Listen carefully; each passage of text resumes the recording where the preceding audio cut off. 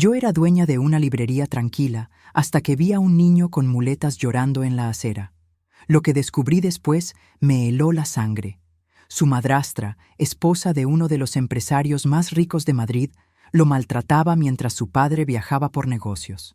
Nadie imaginaba el infierno que vivía ese niño detrás de las puertas de una mansión perfecta. Lo que hice para salvarlo cambió nuestras vidas para siempre.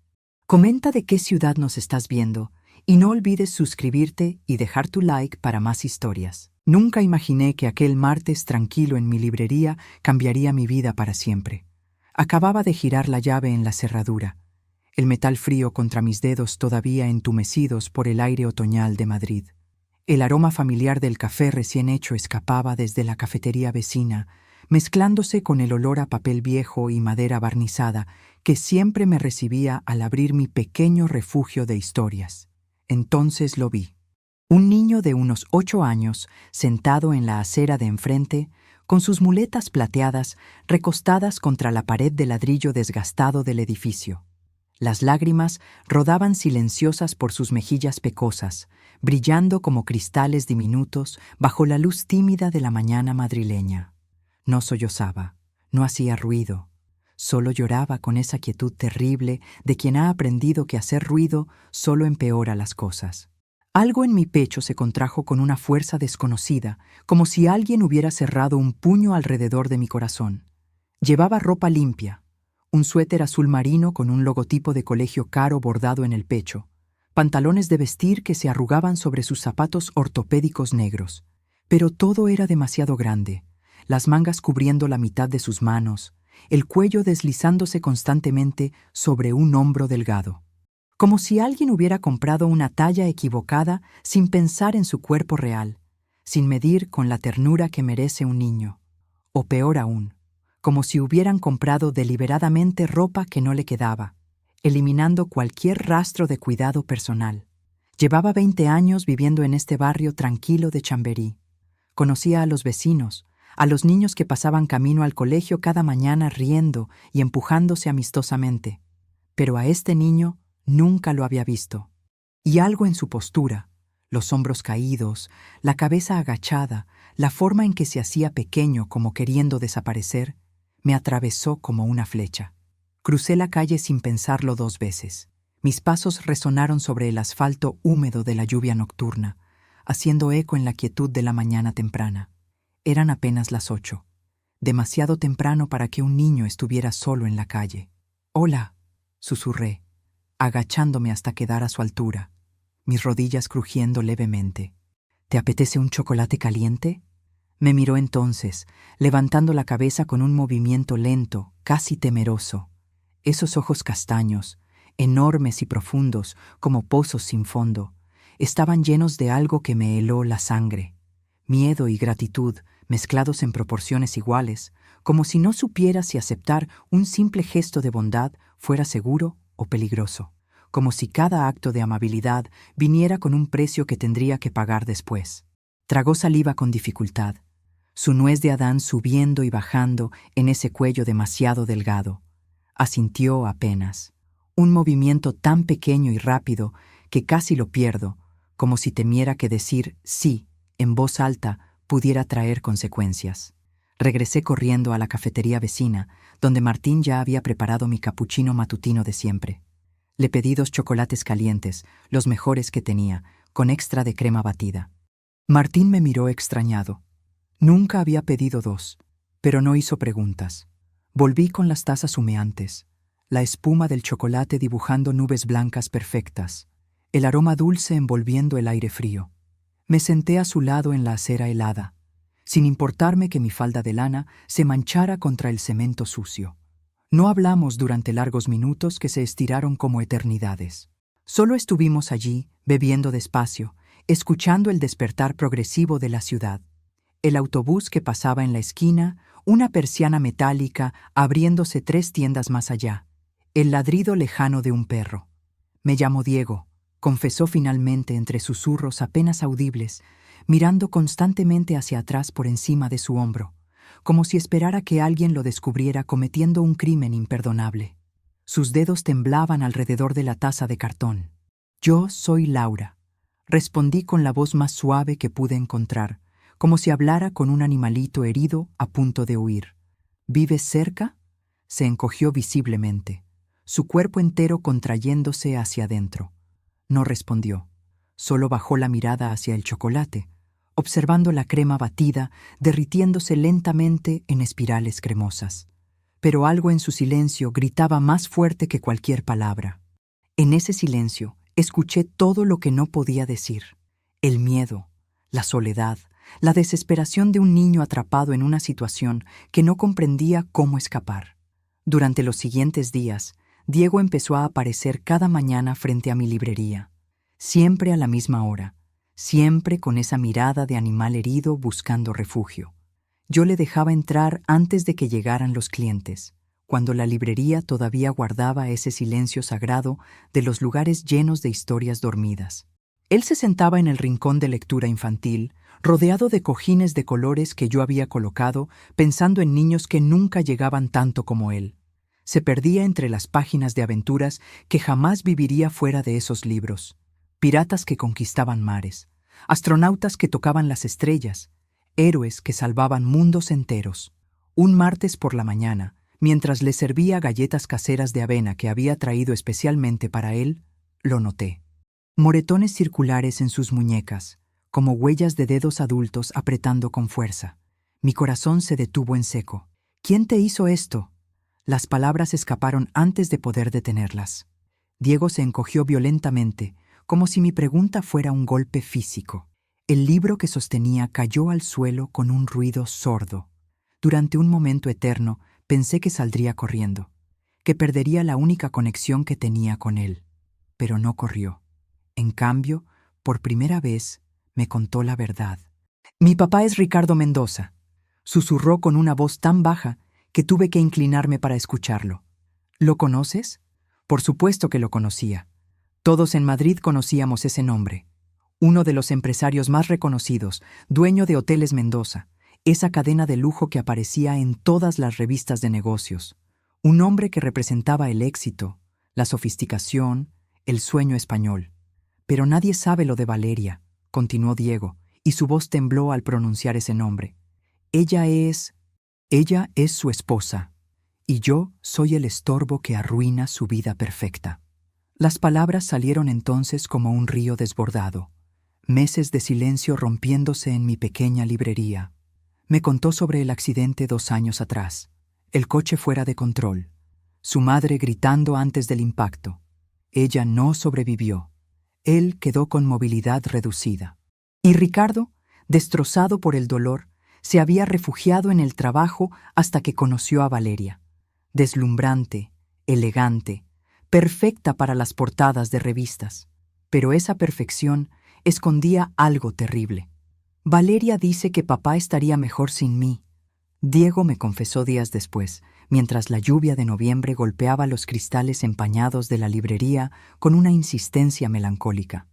Dice que soy una carga imposible de soportar, que mi silla de ruedas arruina las fotografías perfectas de la familia para las revistas, que el sonido de mis muletas es molesto y vergonzoso cuando caminan invitados importantes por los pasillos de mármol de la mansión. Mis manos temblaron violentamente sosteniendo la taza de té de manzanilla que había dejado enfriarse completamente. El líquido ahora tibio, formando pequeñas ondas con cada temblor involuntario de mis dedos. Cada revelación que salía de la boca de ese niño era una puñalada directa al corazón, pero yo sabía con certeza absoluta que si actuaba precipitadamente, si llamaba a servicios sociales sin evidencias sólidas e irrefutables, podría perder el único contacto que Diego tenía con el mundo exterior. Podrían investigar superficialmente. Valeria respondería con su sonrisa perfecta y sus mentiras pulidas, y Diego quedaría completamente aislado, castigado por haber hablado. Y él me necesitaba este refugio matutino donde nadie lo llamaba estorbo, donde podía simplemente ser un niño. ¿Y tu padre?, pregunté con cuidado, midiendo cada palabra. ¿Él sabe lo que ella hace cuando no está?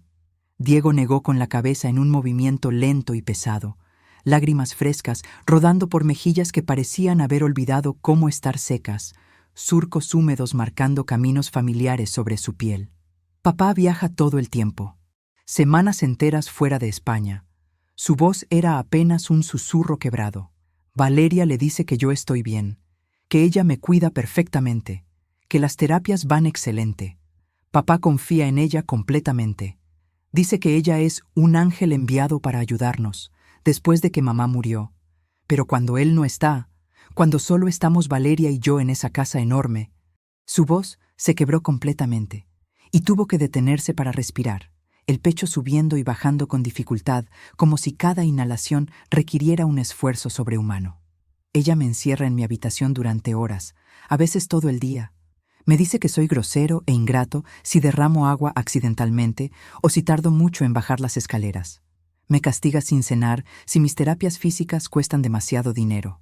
Y me susurra cosas horribles cuando solo estamos nosotros dos, palabras que me hacen desear no haber sobrevivido al accidente. Tuve que tragar el nudo de rabia y dolor que se formó en mi garganta. Me arrodillé frente a él, tomando sus manos delgadas entre las mías. Diego, necesito que me permitas ayudarte de verdad, pero para eso necesito pruebas que nadie puede ignorar ni desestimar. ¿Me permitirías documentar lo que me cuentas? Él asintió con miedo, pero también con esperanza. Comencé a documentar todo esa misma tarde, con un cuidado meticuloso que rayaba en obsesión. Con el permiso tembloroso pero decidido de Diego, fotografiaba cada moretón cuando me los mostraba, usando una regla al lado para mostrar escala, anotando fecha, hora y descripción detallada. Guardaba las notas que él escribía con letra infantil irregular, describiendo los castigos, cada hoja de papel convirtiéndose en evidencia invaluable. Grababa nuestras conversaciones en mi teléfono móvil, siempre preguntándole primero si se sentía cómodo, siempre respetando sus límites. Compré una carpeta gruesa de cartón azul, donde organicé todo cronológicamente. Cada evidencia era un clavo más clavándose en el ataúd de la mentira perfectamente construida de Valeria. Pero incluso mientras acumulaba pruebas, sabía que necesitaba algo más contundente, algo que no pudiera ser desestimado como exageraciones de un niño traumatizado o entrometimiento malicioso de una extraña con una agenda oculta. Una tarde gris de octubre, mientras Diego dormitaba en mi sofá trasero cubierto con una manta de lana después de haberse escapado otra vez, siempre lograba salir los martes cuando Valeria iba religiosamente a su spa de lujo en Salamanca, su ritual sagrado e intocable de belleza semanal. Tomé una decisión que cambiaría todo irreversiblemente. Busqué en mi agenda hasta encontrar el nombre: Cristina Vega. La había conocido 5 años atrás, cuando voluntariaba en un refugio para personas sin hogar. Era trabajadora social, de esas con ojos firmes que han visto demasiado sufrimiento, pero se niegan a mirar hacia otro lado. La llamé. Mi voz temblaba. Cristina, necesito ayuda. Tengo un caso. Es un niño de familia adinerada. Nadie va a creerme sin evidencias contundentes. Nos encontramos esa noche en una cafetería discreta. Le mostré todo: las fotografías de moretones con fechas y descripciones, las notas escritas por Diego, las grabaciones de audio. Cristina palideció progresivamente mientras revisaba el material, su café quedando olvidado sobre la mesa. «Dios mío», susurró finalmente. «Esto es sistemático, es calculado. Ella sabe exactamente cuándo y cómo lastimarlo sin dejar evidencias permanentes». «¿Es suficiente?», pregunté, aunque temía la respuesta. Cristina negó lentamente con la cabeza. «Es un comienzo, pero necesitamos más.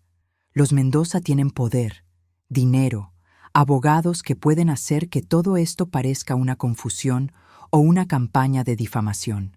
Necesitamos algo que demuestre que el maltrato es sistemático y que Ricardo, aunque ausente, tiene responsabilidad por negligencia grave».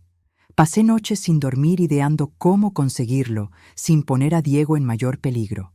Las opciones eran limitadas y todas arriesgadas. No podía entrar en la mansión Mendoza. No podía confrontar a Valeria directamente. Y Ricardo estaba en Dubái cerrando un negocio millonario, completamente ajeno al infierno que su hijo vivía. Entonces Diego me dio la oportunidad que necesitábamos. Valeria va a organizar su cena benéfica anual, me contó Diego un miércoles por la mañana, mordisqueando una galleta con chocolate. Siempre lo hace en noviembre. Invita a todos los importantes de Madrid y recauda dinero para ayudar a niños desfavorecidos. La ironía me revolvió el estómago con tal violencia que tuve que agarrarme del mostrador. Una mujer que torturaba a un niño en privado, sonriendo para las cámaras mientras recaudaba fondos para ayudar a otros niños. La hipocresía era tan monumental que casi resultaba absurda.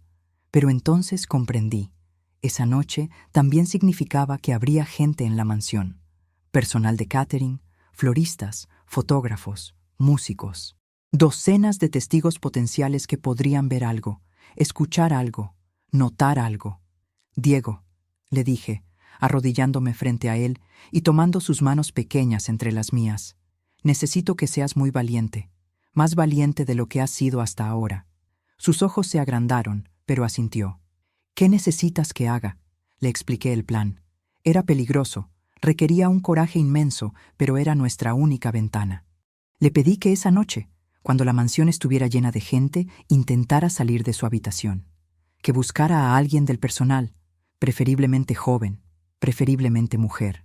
Alguien que pudiera tener empatía, y que pidiera ayuda, que mostrara sus brazos, que dijera la verdad.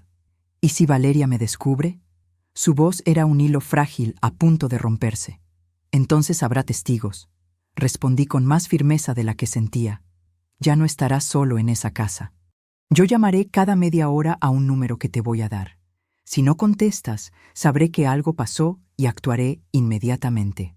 Le di un teléfono móvil pequeño, uno de esos económicos que había comprado específicamente para esto. Diego lo guardó en el bolsillo secreto de su mochila como si fuera el tesoro más valioso del mundo. Tal vez lo era. El día de la cena llegó envuelto en nubes negras amenazantes que se acumulaban sobre Madrid como presagios oscuros. El cielo había tomado ese tono gris plomizo que anuncia tormentas violentas, y el aire estaba cargado de electricidad estática que hacía que el vello de mis brazos se erizara constantemente. Diego no apareció en la librería esa mañana, y mi ansiedad creció exponencialmente con cada hora que pasaba, marcada por el reloj antiguo de pared que había pertenecido a mi padre. Cerré la librería a las 5 de la tarde, algo que nunca hacía un viernes, dejando una nota pegada en la puerta para los clientes habituales. Me quedé en casa mirando obsesivamente el teléfono móvil, como si pudiera hacer que sonara con la fuerza pura de mi voluntad y mi desesperación. Las manecillas del reloj se arrastraban con una lentitud torturante. Llamé al número de Diego exactamente a las 7 de la noche. No contestó. El teléfono sonó y sonó hasta que saltó el buzón de voz con ese mensaje robotizado y frío. Mi corazón se aceleró peligrosamente. Eran las 7:15 cuando volví a intentar, caminando de un lado a otro de mi pequeño apartamento como animal enjaulado. Silencio otra vez, solo ese timbre repetitivo que resonaba en mi oído como una condena. A las 7:30, mis manos temblaban tanto que casi dejo caer el teléfono sobre el suelo de madera. La tormenta comenzó justo entonces, como si el cielo compartiera mi ansiedad. Relámpagos iluminaban la ventana con destellos blancos cegadores, seguidos por truenos que hacían vibrar los cristales. La lluvia golpeaba el tejado con una furia ensordecedora. Entonces, a las 8:10 exactamente, cuando estaba a punto de subirme al coche y conducir directamente a la mansión Mendoza sin plan alguno, mi teléfono sonó. Pero no era el número de Diego. Era un número desconocido con prefijo de Madrid que no reconocía. «¿Sí?», contesté casi gritando, con el corazón golpeando salvajemente contra mis costillas. «¿Es usted Laura?». Una voz de mujer joven, temblorosa, casi susurrando como si temiera ser escuchada. «Dios, espero tener el número correcto. Soy Carmen. Trabajo en el catering de la mansión Mendoza esta noche. Estoy en la cocina y...». «¿Qué pasó? ¿Dónde está Diego?». Las palabras salieron como un grito ahogado, desesperado. «Hay un niño aquí. Está escondido debajo de la mesa grande de la cocina, entre los manteles que cuelgan. Está aterrorizado, temblando. Me encontró cuando vine a buscar más bandejas. Dice que usted puede ayudarlo, que usted es Laura de la librería. Tiene...». Su voz se quebró. «Dios mío, tiene marcas horribles en los brazos, moretones enormes, algunos frescos, otros viejos, y rasguños en el cuello. Está llorando pero sin hacer ruido, como si tuviera miedo de que alguien lo escuche. Sigue diciendo que ella va a encontrarlo, que ella lo castigará por haber salido de su habitación. Mi entrenamiento limitado como testigo voluntaria en casos de vulnerabilidad, combinado con todo lo que había planeado meticulosamente con Cristina durante semanas, tomó control de mi cerebro. La adrenalina despejó el pánico, dejando solo claridad y determinación férrea. Carmen, escúchame muy bien y con mucha atención. Mi voz sonó firme, autoritaria, completamente diferente al torbellino que sentía por dentro. Necesito que hagas exactamente lo que te voy a decir. ¿Entendido? Primero, no dejes a ese niño solo bajo ninguna circunstancia, ni un solo segundo. Si te llaman, si te piden algo, ignóralo. Tu única prioridad es ese niño. Segundo, llama ahora mismo, en este preciso instante, a la policía. El número de emergencias. Diles que hay un menor en peligro inmediato, que muestra signos claros de maltrato físico. Tercero, y esto es crítico, si alguien intenta llevárselo a la fuerza, gritas, armas el mayor escándalo posible, tiras cosas si es necesario, haces lo que sea para que todos los invitados de esa maldita cena lo vean y lo escuchen. ¿Me entendiste perfectamente? Sí, entendí todo. Carmen sonaba asustada, pero había determinación creciente en su voz. Voy a llamar ahora mismo. No dejaré que nadie se lo lleve. Eres increíblemente valiente, Carmen. Estás salvando la vida de ese niño en este momento. Yo voy para allá ahora. Aguanta. Solo aguanta 15 minutos más. Colgué y salí corriendo hacia mi coche estacionado en la calle, sin siquiera tomar un abrigo a pesar de la tormenta. Las llaves me temblaban en las manos mientras intentaba meterlas en la cerradura. Llamé a Cristina en el camino, el teléfono en altavoz mientras conducía a velocidad peligrosa por las calles mojadas de Madrid, explicándole todo en frases entrecortadas y atropelladas. Ella prometió encontrarse conmigo allí inmediatamente, que venía desde el otro lado de la ciudad, pero que conduciría rápido. Los limpiaparabrisas apenas podían manejar la cantidad de agua cayendo. Las calles estaban casi vacías por la tormenta. Cada semáforo en rojo era una eternidad de frustración. Cuando finalmente llegué a la zona residencial exclusiva donde vivían los Mendoza, con sus mansiones enormes escondidas detrás de muros altos y jardines perfectamente cuidados, vi inmediatamente lo que necesitaba ver. 2 coches de policía ya estaban estacionados frente a la entrada principal de la mansión Mendoza, sus luces azules girando y tiñendo todo de un resplandor surreal e inquietante bajo la lluvia torrencial. Lo que sucedió esa noche se convirtió en el escándalo del año en Madrid. Llegué justo a tiempo para ver cómo los oficiales salían de la mansión, uno de ellos cargando a Diego en brazos mientras el niño se aferraba a su cuello con desesperación. Detrás, Valeria emergió como una furia elegante, su vestido de gala azul turquesa contrastando grotescamente con la rabia distorsionando su rostro perfecto. «Esto es un malentendido ridículo», gritaba, su voz aguda cortando la noche. «Ese niño es un mentiroso manipulador. Suelta a mi hijastro inmediatamente». Pero entonces Carmen apareció en el umbral, flanqueada por otros 2 miembros del personal de catering, todos con expresiones de horror mezclado con determinación. «Yo lo vi», declaró Carmen con voz clara y firme, señalando a Valeria. Ella lo encontró hablando conmigo. Lo agarró del brazo con tanta fuerza que el niño gritó. Intentó arrastrarlo escaleras arriba. Si no hubiera sido porque el chef y yo nos interpusimos, ella lo habría llevado. Los invitados de la gala se habían congregado en el jardín delantero, sus ropas de diseñador empapándose bajo la lluvia mientras presenciaban el espectáculo. Reconocí rostros. Empresarios, políticos, celebridades locales, todos con teléfonos en mano, grabando, fotografiando, compartiendo en tiempo real el colapso de la imagen perfecta de los Mendoza. «¡Laura!». La voz de Diego rompió mi parálisis. Corrí hacia el oficial que lo sostenía. «Yo soy Laura», le dije mostrando mi identificación. «Soy quien llamó a Carmen. Tengo documentación extensa sobre el maltrato sistemático que este niño ha sufrido». El oficial, un hombre de mediana edad con expresión severa pero ojos bondadosos, asintió. Necesitaremos que venga con nosotros a la comisaría. Y usted también, señora Mendoza. Valeria intentó resistirse, alegando que todo era una conspiración absurda, que yo era una mujer obsesionada que había manipulado a un niño vulnerable. Pero los moretones en los brazos de Diego, el testimonio de Carmen, la llamada grabada al teléfono de emergencias. Todo construía un caso que ni siquiera sus mejores mentiras podían desmantelar. Entonces llegó el momento que nadie esperaba. Un Audi negro se detuvo bruscamente frente a la mansión. Ricardo Mendoza salió como un torbellino, su traje de negocios arrugado por las horas de vuelo desde Dubái. Debía haber aterrizado apenas minutos atrás. Su rostro reflejaba confusión absoluta mientras procesaba la escena. Policías, su esposa siendo escoltada hacia un coche patrulla, Diego llorando en brazos de un oficial. «¿Qué demonios está pasando aquí?», rugió. Pero entonces vio a Diego. Realmente lo vio, tal vez por primera vez en meses. Vio los moretones, la ropa demasiado grande, la expresión de terror mezclada con esperanza desesperada.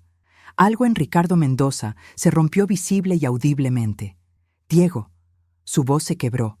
«Dios mío, Diego, ¿qué te han hecho?». El niño extendió los brazos hacia su padre con un sollozo que me partió el alma. Ricardo corrió, arrancándolo literalmente del oficial para abrazarlo contra su pecho. Ambos lloraron entonces, padre e hijo, reuniéndose en medio del caos, bajo la lluvia implacable, mientras Valeria gritaba acusaciones desde el coche policial. «Papá, lo siento tanto», Diego repetía entre sollozos. «Intenté ser bueno, intenté no molestar, pero ella...». «Shh, no te disculpes». Ricardo apretaba a su hijo como si temiera que fuera a desaparecer. «Esto no es tu culpa. Nada de esto es tu culpa. Yo soy quien debe disculparse. Yo te fallé. Te dejé solo con un monstruo». Cristina llegó minutos después y se hizo cargo con eficiencia profesional, explicándole a Ricardo la magnitud de lo que había estado sucediendo bajo su propio techo. Le mostró parte de la documentación que yo había recopilado. El empresario palideció progresivamente, sus rodillas cediendo hasta que tuvo que sentarse en el escalón mojado de su mansión, todavía sosteniendo a Diego. «¿Cómo no me di cuenta?», repetía una y otra vez. «¿Cómo pude ser tan ciego?».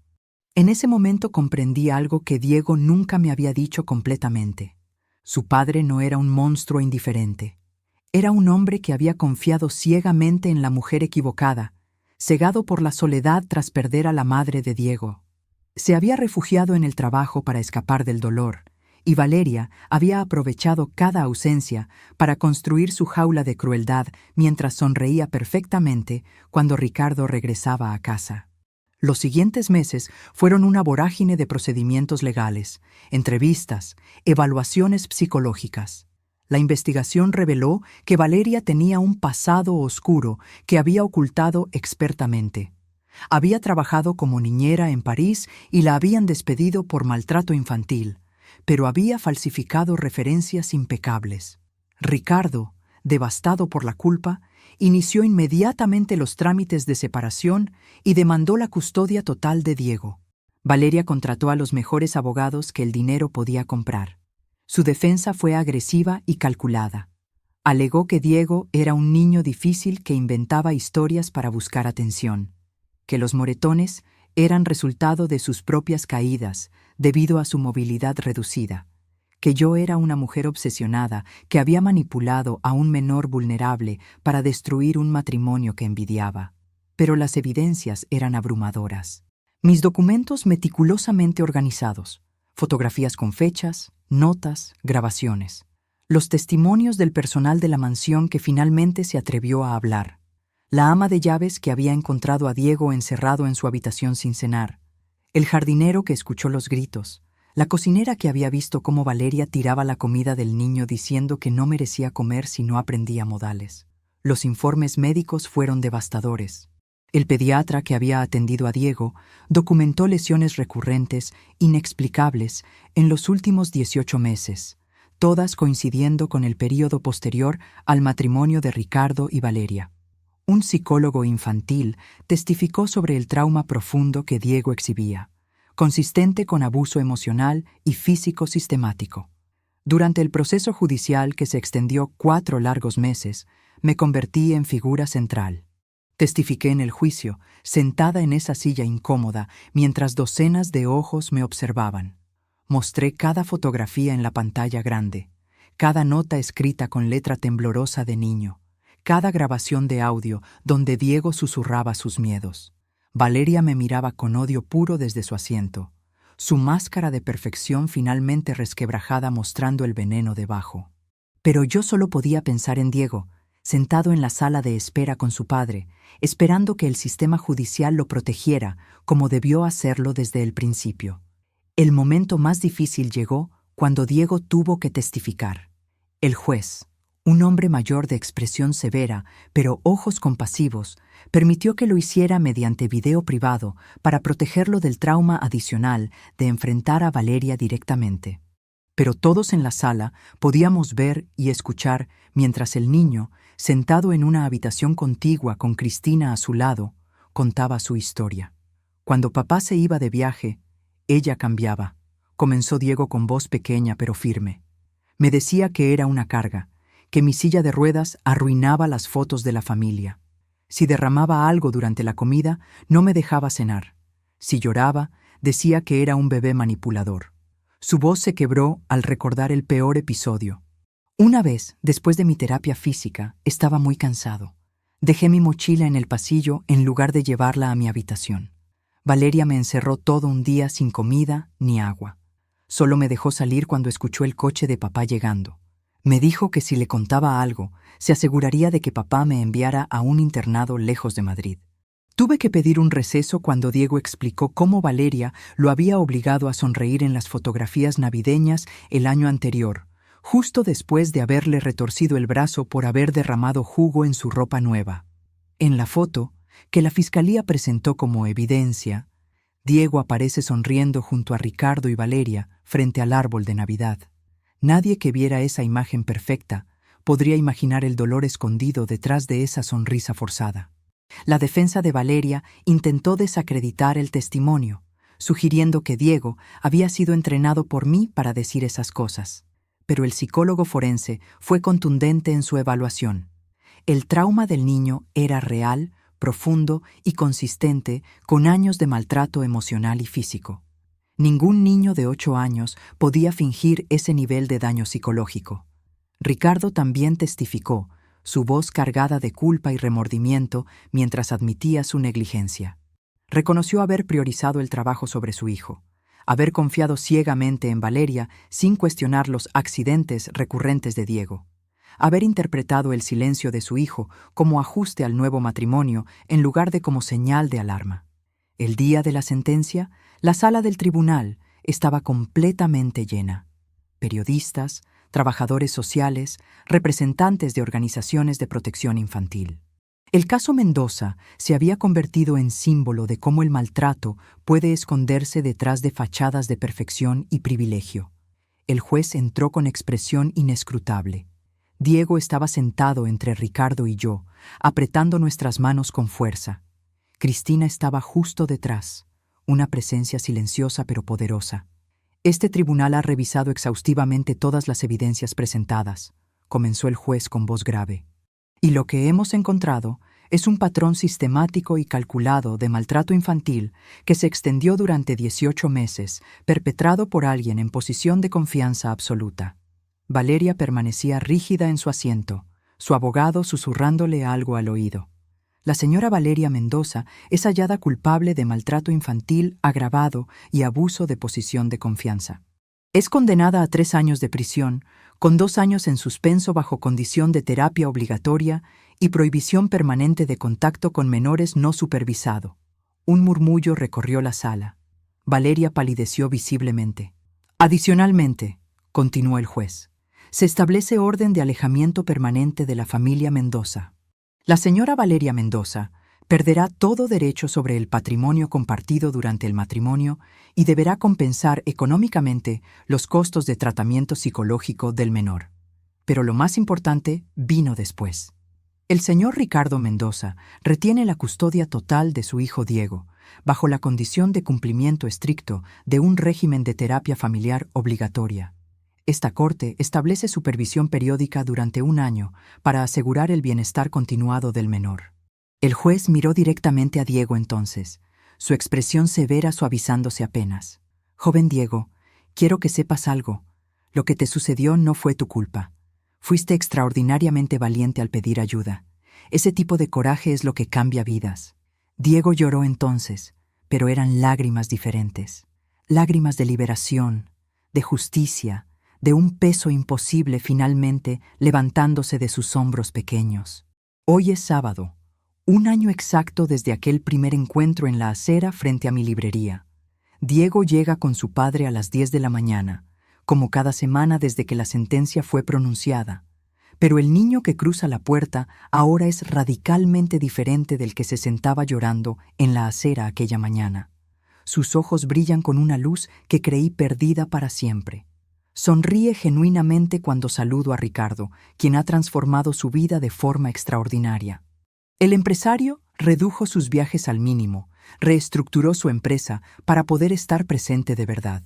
Asiste religiosamente a terapia familiar cada miércoles, donde padre e hijo reconstruyen puentes que Valeria intentó quemar. Laura, mira. Diego me muestra orgulloso una medalla que cuelga de su cuello. Participé en la competencia de terapia equina. Quedé segundo lugar. La terapia equina ha sido milagrosa para él.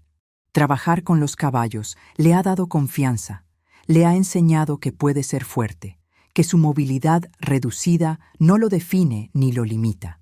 Ha hecho amigos en su nuevo colegio, uno especializado que entiende sus necesidades y celebra sus fortalezas. Ricardo me abraza brevemente, sus ojos húmedos. Nunca podré agradecerte suficiente lo que hiciste.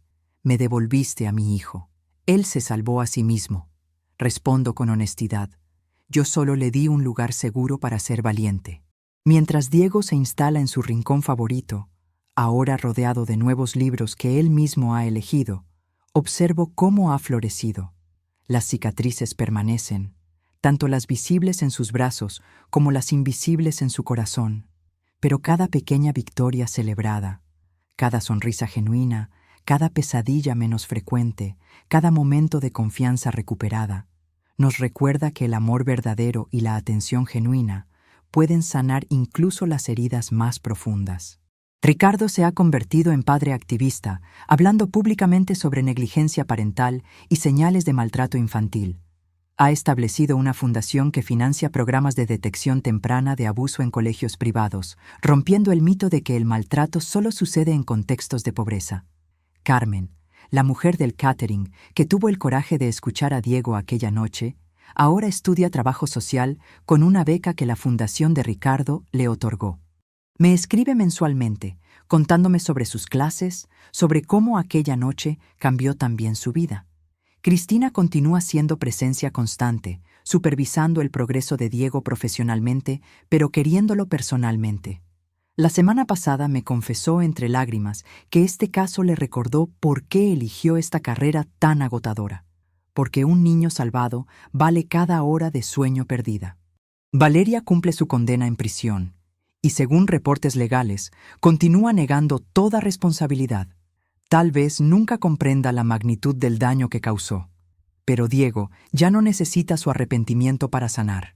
Ha encontrado su propia paz, su propio camino hacia adelante. Mientras sirvo chocolate caliente para Diego y café para Ricardo, como cada sábado, pienso en cómo un pequeño gesto de bondad, una taza de chocolate ofrecida a un niño llorando en una acera, desencadenó una cascada de eventos que salvó una vida. La justicia, lenta pero firme, demostró que ninguna máscara de perfección puede ocultar para siempre la crueldad. Y hoy, viendo a Diego reír mientras le cuenta a su padre sobre el libro de aventuras que está leyendo, comprendo la verdad más hermosa.